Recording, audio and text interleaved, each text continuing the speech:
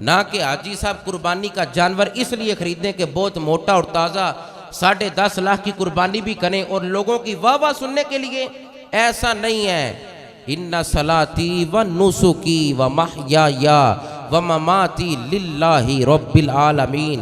اگر تیری نماز اللہ کے لیے ہے تو قبول، اگر تیری قربانی اللہ کے لیے ہے تو قبول، اگر تیرا جینا اللہ کے لیے ہے تو قبول، اگر تیرا مرنا بھی خدا کے لیے تو قبول۔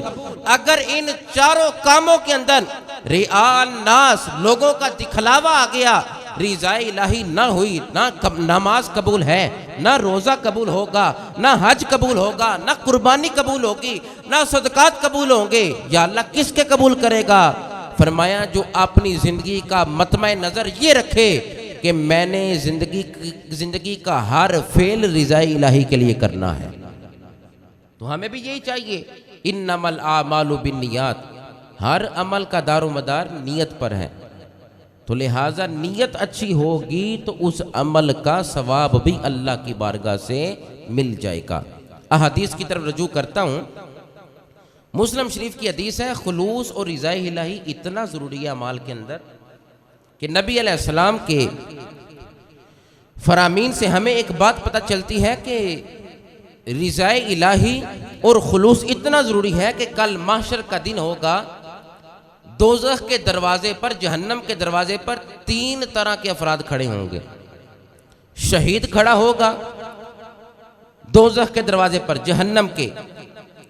قاری قرآن کھڑا ہوگا، اور فرمایا سخی قیامت کے دن دوزخ کے دروازے پر کھڑا ہوگا، اور گھسیٹ کر لے کر جایا جائے گا ان کو۔ بظاہر تو یہ لگتا ہے یار اس نے سخی نے مال خرچ کیا، مسلم شریف کی حدیث ہے، تو اس کو تو جنت کے دروازے پر کھڑا ہونا چاہیے، تو وہ گھسیٹ کے جہنم کی طرف لے کے جانے اور دوزخ کے اندر۔ یہ تو رضا الہی کے لیے مال خرچ کرنے والا تھا، یہ کیوں دوزخ میں جا رہا ہے؟ بظاہر تو یہ لگتا ہے قاری قرآن پر سیکھتا بھی ہے، پھر قرآن سکھاتا ہے، قرآن پڑھتا بھی ہے، پھر قرآن پڑھاتا ہے، تو پھر یہ دوزخ کے دروازے پر کیوں؟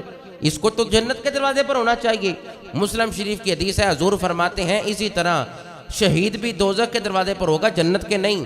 تو لوگ کہیں گے اس نے تو رضا الہی کے لیے شہادت پائی تھی، یہ تو شہید ہوا تھا، اس کے تو خون کا قطرہ باہر گرا تھا، یہ تو قاری قرآن تھا، یہ تو سخی تھا۔ یہ تینوں جب دوزخ کے دروازے پر کھڑے ہوں گے نا، اور گھسیٹ کر قریب کیا جائے گا جہنم کے، دوزخ کے اور آگ کے، تو سوال تو یہ پیدا ہوتا ہے شہید بھی بظاہر ٹھیک کام ہے، قاری قرآن بھی بظاہر ٹھیک کام ہے، سخی بھی بظاہر ٹھیک کام ہے کہ یار سخی ہے، سخاوت کی اللہ کے لیے، شہادت کا رتبہ لیا اللہ کے لیے، اور قرآن پڑھایا اللہ کے لیے۔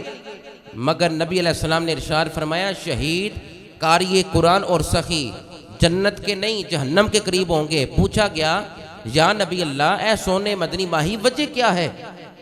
تو نبی علیہ السلام نے ارشاد فرمایا یہ تینوں جہنم کے دروازے پر یا دوزخ کے قریب اس لیے کیے جائیں گے کہ ان کے کاموں کے اندر رضا الہی نہیں ہوگی، خلوص نہیں ہوگا، دکھلاوا لوگوں کو دکھانے کے لیے یہ شہید ہوا تھا، رضا الہی کے لیے نہیں۔ اس نے قرآن پڑھایا تھا پیشہ ور، یہ پیشہ ور مولوی ہے، یہ رضا الہی کے لیے نہیں پڑھاتا تھا، اس کو درم و دینار چاہیے تھے، پیسے چاہیے تھے۔ نیت اچھی ہو تو پیسہ تو آ ہی جاتا ہے، نیت اچھی ہو تو پیسہ تو آ ہی جاتا ہے۔ کہا تو یہ جو سخی ہے جس نے سخاوت کی تھی، یہ بظاہر لوگوں کو لگتا تھا کہ اللہ کی رضا کے لیے خرچ کر رہا ہے، مگر اس کی نیت میں فطور تھا۔ اے صحابہ سنو، یہ شہید ہے، یہ قاری قرآن ہے، یہ سخی ہے، ان تینوں نے کام تو اچھے کیے ہیں، تینوں کام اچھے ہیں، قرآن کے مطابق ہیں۔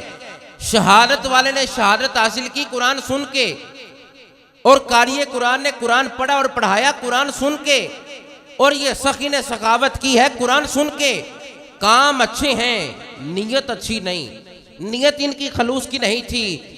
اگر للہیت نہ ہو اور بندہ اچھا کام کر گزرے، شہادت کا رتبہ بھی پالے، قاری قرآن بھی بن جائے، رضا الہی کے لیے مال بھی خرچ کرے، بظاہر تینوں کام ٹھیک ہیں، کام کرنے کے بعد بھی اگر بندہ لوگوں جہنم کے دروازے پر کھڑا ہے تو پتہ چلا کام کرنے سے پہلے نیت اچھی ہونی چاہیے، کام کرنے سے پہلے نیت اچھی ہونی چاہیے۔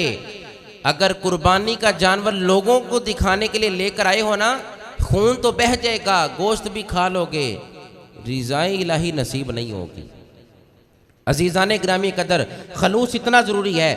حج بھی لوگ کرنے گئے ہیں، پیسہ لگا کر گئے ہیں، اگر نیت اللہ کی رضا کی ہے تو اللہ کی قسم قبول ہے۔ تو اگر لوگوں کو دکھانے کے لیے کہ اس کے پاس بڑا پیسہ ہے، مکے بھی چلا جائے، مینا، عرفات، مزدلفہ، مدینے چلا جائے، گنبد خضرا کے سائے میں چاند دن درود و سلام پڑھ کے واپس بھی آ جائے، نیت رضائے الہی کے لیے نہیں تو اللہ کی قسم اس کا حج قبول نہیں ہے۔ لوگوں کو دکھانے کے لیے نہ کرو، اس لیے کرو کہ یا اللہ تو نے مجھے اس قابل کیا ہے تو میں تیرے گھر کی حاضری کے لیے آیا ہوں۔